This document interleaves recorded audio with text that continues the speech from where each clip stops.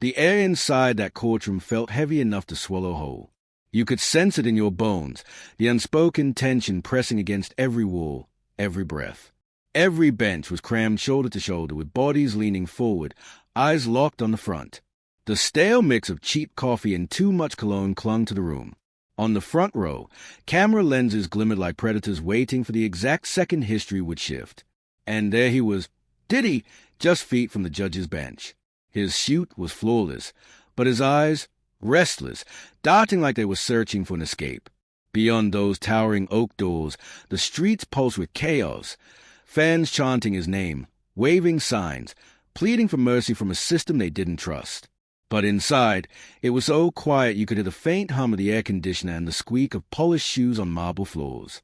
The judge turned page after page of a thick file, each one snapping like a gunshot in the still air. The court reporter's fingers hovered above the keys, poised to record words that would ricochet across the globe. Diddy's jaw flexed. His shoulders rose and fell with shallow, measured breaths. Somewhere in the back, a supporter clutched a gold cross, lips moving in silent prayer. Before we push deeper into this moment you'll never forget, hit the like button, subscribe, and ring the bell so you don't miss what's coming next. Because what happened in the next few minutes could flip everything upside down. Every soul in that room could feel it, the thin edge between triumph and disaster. The prosecutor sat perfectly still, but their eyes glimmered with anticipation, like someone who could already hear the thunder before the storm. The defense lawyers leaned toward Diddy, whispering last-second words meant to keep him steady. He didn't flinch. He just stared at that table in front of him, almost as if looking anywhere else might shatter him completely. Then the judge looked up, adjusting their glasses, and locked eyes with him. The room froze. Not a cough, not a creak, just a deafening beat of a heart, yours or his, impossible to tell. Outside, pandemonium brewed. Reporters crushed together, microphones clutched in fists, shouting over one another in a frenzy to claim the sharpest quote. News trucks lined the block, satellite dishes aimed high like cold metal spears stabbing at the gray sky. The air outside buzzed with the electric crackle of live broadcasts, the world watching, waiting for the verdict that could rewrite a career and a legacy. News anchors leaned toward the camera, their voices urgent, like they were covering a global crisis. Outside, waves of fans surged behind steel barricades. Some roared Diddy's name as if summoning him into battle, while others thrust signs high, demanding justice. The noise seeped through the thick glass like a muffled drumbeat. At every door, security officers stood in formation, their expressions carved from stone. Inside, the gallery buzzed with hushed voices, whispers rising and falling like restless tides. Every scrape of a chair, every cough, every shuffle of fabric felt louder in that charged air. On the prosecution's table, rows of binders and neatly stacked files sat like weapons, each marked with bold black letters, the sum of months of evidence, witnesses, and relentless headlines. Across the aisle, the defense team sat in perfect stillness, their tailored suits immaculate, but the strain etched in their faces betrayed them. In the back, a woman in a dark hoodie never looked away from her phone, live streaming every second to thousands watching outside these walls. The glow of her screen caught in her tear-brimmed eyes each time she glanced up. Near her, a man in a sharp blue suit murmured into an earpiece, sending instant updates to a newsroom far away. And at the center, Diddy, his palms flat on the table, fingers drumming a slow, uneven beat, his lips pressed tight, his shoulders lifting with the weight of slow, deliberate breaths. The murmurs in the gallery swelled as the judge shuffled the last papers. Reporters leaned forward in unison, cameras poised, waiting to capture history in a single frame. The atmosphere was so charged it felt like each second was stretching too long, as if time itself was reluctant to move forward. Diddy's body was still, but his hands betrayed him, a slight tremor in his fingers, his thumbs circling the edge of a golden cufflink again and again, as if holding onto the last thread of control. He refused to meet the judge's gaze, staring instead at the empty space before him, maybe hoping that avoiding eye contact could delay the inevitable. The gold at his wrist glinted in the pale light pouring from the tall windows, a reminder of the empire he had built, an empire now dangling by a thread. His jaw tightened against the rush of emotions pressing to escape, and his knee bounced once under the table, a crack in the polished armor of a man who'd spent decades perfecting composure. Behind him, his family sat in a cluster, their presence heavy in the room. His children's faces were pale, their eyes darting between father and judge. One clutched the armrest so tightly their knuckles whitened, while another kept their gaze fixed downward. A friend leaned toward them, whispering comfort that dissolved into the thick air before it could land. At his side, Diddy's lawyer bent close, speaking in a low voice. Diddy gave a slow nod, not in agreement, but in acknowledgement, and swallowed hard, the movement visible in his throat like a stone sliding down. Across the aisle, the prosecutor studied him with sharp focus, as if searching for the truth in the twitch of a muscle or the flicker of an eye. The fluorescent lights hummed overhead, reflecting off the polished wood of the defendant's table. From the far corner, the scratch of a reporter's pen seemed deafening against the silence. Every small sound became sharper, the groan of the judge's chair, the distant hum of traffic, the snap of a camera shutter. Under the table, Diddy's foot shifted just slightly. Most wouldn't have noticed, but for those watching closely, it was a crack in the facade they'd been waiting for. His composure wasn't shattering in a single, dramatic collapse. It was fraying piece by piece. For the briefest moment, his lips parted, as if he might speak, to the judge, to the court, to his family. But no words came. Instead, he pressed them shut again, trapping whatever thought had almost slipped free. The entire gallery seemed to lean forward as one, hungry for any movement, any shift in his eyes that might betray the storm brewing inside. But Diddy gave them nothing, at least, not yet. The only thing moving now was a second hand on the wall clock, each tick slicing through the stillness like a countdown to impact. Eyes in the room drifted toward his family. And suddenly, the trial wasn't just about a celebrity on the verge of judgment. It was about the people tethered to him, caught in the fallout of choices they didn't make. His eldest son sat rigid, hands locked together in his lap, gaze locked straight ahead as though looking too long at his father might undo him. Beside him, a younger child leaned into their mother, face buried deep into her shoulder as if trying to disappear into safety. 2 rows back, a cousin dabbed at red eyes with the edge of a tissue, careful not to make a sound. Hey, even the smallest gesture carried weight. A hand resting on a knee, a glance toward the defense table, the slow, trembling inhale of someone holding back tears. These weren't spectators at some public drama. They were living the worst day of their lives in real time. A lifelong friend sat near the aisle, head bowed, fingers knotted together, lips moving in a silent prayer. His jaw clenched with each pause in the judge's turning of papers. Just behind him, a woman in oversized sunglasses gripped her purse so hard her knuckles looked carved from porcelain. Court officers scanned the room, eyes sharp, ready for the smallest spark that could ignite the simmering tension. Every so often, one of the children risked a glance at Diddy, quick, fleeting, as though the sight burned. And every time, he seemed to feel it, straightening just slightly, trying to be a pillar for them, even while the deep lines in his face betrayed the truth. From a corner of the room, a news photographer zoomed in on the family. The click of the shutter rang out louder than it should have, sealing their grief into an image that would soon flood headlines. Outside, the chants from fans surged again, then faded, the sound slipping in through the heavy doors like a distant tide. A young woman in the back, hood drawn low, fumbled with her phone, starting a recording, stopping, then starting again, as though she couldn't decide whether to capture the moment or shield herself from it. The judge finally looked up from papers, eyes sweeping over the gallery before returning to Diddy. In that silent glance, the message was clear. They saw the family, they saw the pain, but the scales of justice would not tip for it. The temperature in the room seemed to drop. The air grew heavier, and every heartbeat, from the first row to the back wall, seemed to sync with the imagined thud of a gavel yet to fall. When the judge finally spoke, the voice was deep, steady, and deliberate, every syllable pressing down on the room like lead. But they didn't begin with a verdict. Instead, they began with a story, the step-by-step path that had brought them all to this moment. Every detail laid bare, from the first whisper of an allegation to the final piece of evidence entered into the record. It wasn't hurried. It was deliberate, the verbal equivalent of a scalpel slicing open an old wound, slow enough for everyone to feel the sting.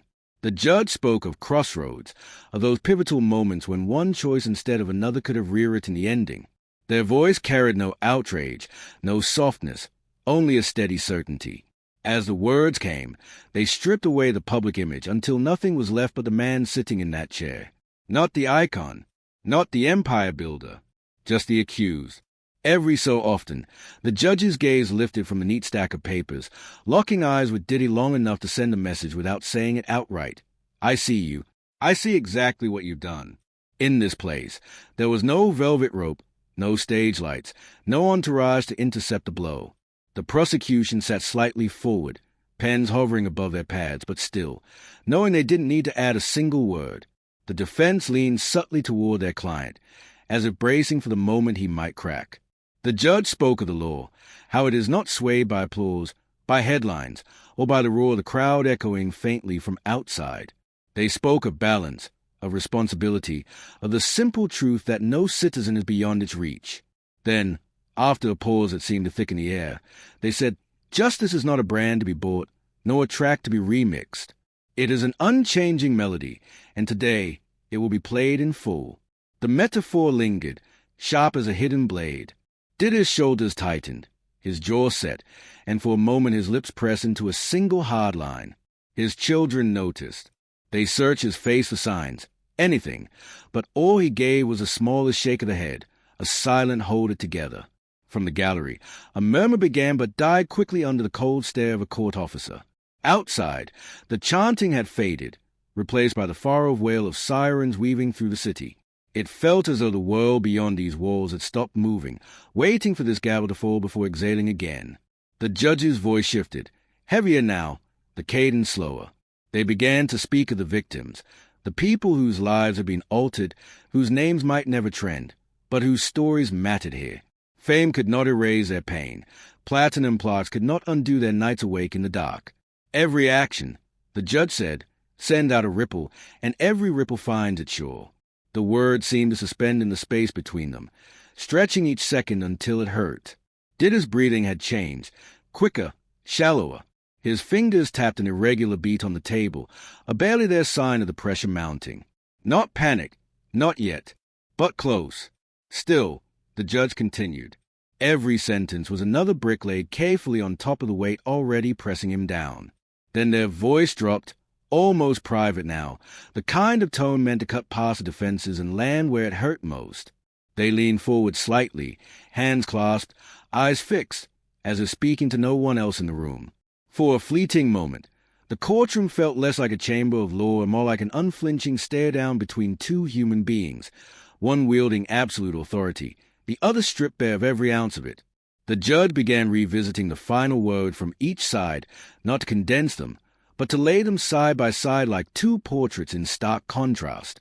On one canvas, the defense's plea, a man on the cusp of redemption, ready to atone, to prove there was still value beyond the wreckage of his mistakes.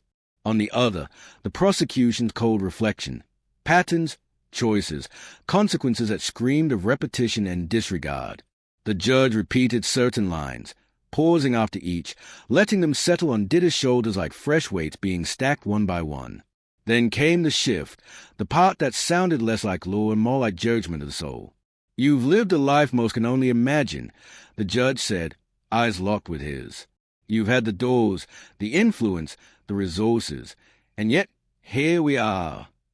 It wasn't a question, but it demanded an answer nonetheless, one Diddy didn't have. His gaze dropped, jaw set so tightly that a single vein in his temple began to throb. The silence between the judge's sentences was suffocating, as if every pause was calculated to force the room to breathe in the gravity of the moment. Diddy's chest rose and fell faster now, his hands curling into loose fists on the table, knuckles blanching white. Somewhere in the gallery, a woman fought back a sob, the muffled sound catching before it escaped. The judge's eyes flicked toward her for a fraction of a second, then back to him. There are people here who will never get back what was taken. The judge continued, each word deliberate. And there are millions beyond these walls waiting to see if justice holds for you as it does for them. The line cut through the air like a blade. Even the court officers seemed to straighten, scanning the crowd for any spark of reaction. Reporters leaned forward, pens scratching faster, cameras clicking in hushed staccato, capturing every twitch of his jaw, every blink too slow. Diddy swallowed hard, the movement sharp against the tension in his throat. His eyes darted toward his children, just for a second, before pulling away, as though the sight might break whatever fragile composure he had left. The air felt heavier now, the walls closer, the faint hum of fluorescent lights melting into the drumbeat of his own pulse. The judge's hand hovered over the sentencing papers. The room seemed to inhale as a single body, tension climbing until it scraped the ceiling. Then, the soft rustle of paper, impossibly loud in the quiet. A slow breath, an adjustment of glasses. And then, without warning, the words, "Sean Combs." The name rang out, echoing against the high walls, cutting straight into the chest of everyone present. "For the crimes for which you have been found guilty." Diddy's eyes snapped upward, pinning the judge as if sheer willpower could halt the words that were about to come. His lips parted, a breath caught halfway, but the words didn't stop. "This court sentences you to." The number landed like a thunderclap. It wasn't just its length. It was a finality, the cold steel behind it. The sound sucked the oxygen from the room. Gasps rippled through the gallery. A few muffled cries broke the fragile air. Shutters fired in a frantic rhythm. Cameras capturing the precise instant history shifted. Diddy's head dropped, chin touching his chest. At first, it looked like quiet resignation. Then his shoulders began to tremble. The man who had built an empire, commanded stages, and ruled boardrooms was shaking. A tear slipped down his cheek. Then another, faster, tracing a path over the hard lines of his face. And then, the moment no one saw coming. In a voice raw, cracked, barely a whisper but clear enough for the microphones, he said, "Please, let me see my kids. One last time before they take me." The plea detonated in the silence. His children's faces crumpled instantly. One let out a sob so sharp it made even the prosecutor flinch. The defense attorney's hand landed on Diddy's shoulder, a silent plea for control. But the dam had already burst. Diddy lifted his head, eyes red and wet, staring straight at the judge, chest heaving with everything he wasn't allowed to say. The judge didn't answer immediately. Their face stayed unreadable, but for the briefest heartbeat, their eyes softened, a flicker almost too quick to catch. Security shifted. The gallery was locked in place, unsure whether this was raw humanity or a final desperate play. Outside, the city roared, fans chanting, anchors breathlessly narrating. Inside, time crawled. This wasn't just a sentence anymore. It was a collision, justice versus mercy, the law against the breaking voice of a father who knew this was the last moment before the walls closed and forever. The judge's paws stretched like a rope pulled tight, ready to snap. The plea hung in the air, jagged and unpolished. His children's sobs filled the silence, echoing off the walls like something no one wanted to hear, but no one could ignore. Finally, the judge spoke, calm, steady, merciless. "Mr. Combs, the court has heard your request, and the answer is no." The word sliced through him. His eyes closed, a slow blink that lingered, as though he could shut out reality if he just kept them shut long enough. Gasps broke in the gallery. A wooden bench rattled under someone's fist before security hushed them.